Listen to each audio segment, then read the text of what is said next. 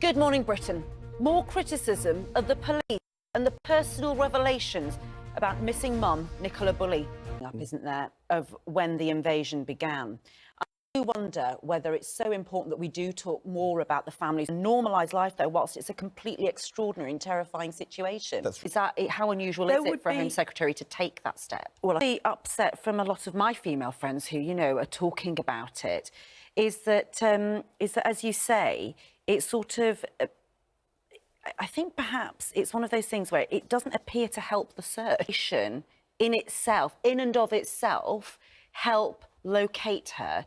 And some of my friends aren't saying, it looks like Lancashire Police are just trying to cover their backs by saying this is what, you know, trying to give a reason now, many, many days later, for why they've taken the decisions they've taken, Ian, with the police liaison officer, which I think some people, in fact, I was one of between how the family felt that the search should be going, as in they didn't want it to be ruled out, so a third-party involvement. They didn't want it to be left as a sort of afterthought. They wanted that to be front and centre of there could be something else happening here other than that she's just walked off. The trouble is... So they say, the family say in their statement, despite what some media outlets and individuals are suggesting, we have been and are being updated daily and receive support from our family liaison officers. And so that is a sort of... That's good.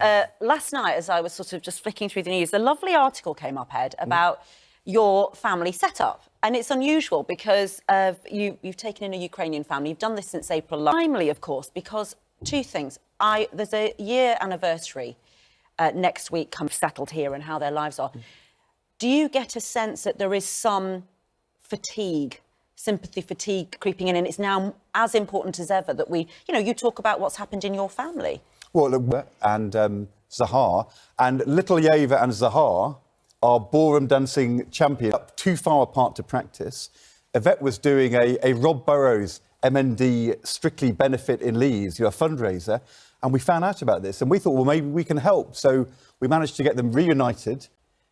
Junior Latin Championships. And they've been up to the Blackpool Ballroom as well, haven't they? And Katia, my Strictly partner, has been giving them tips and advice. And on Kyiv for the anniversary week of the war, there Monday and Tuesday, she's going to be talking to lots of people in Kyiv about what is happening there. The reality of life there.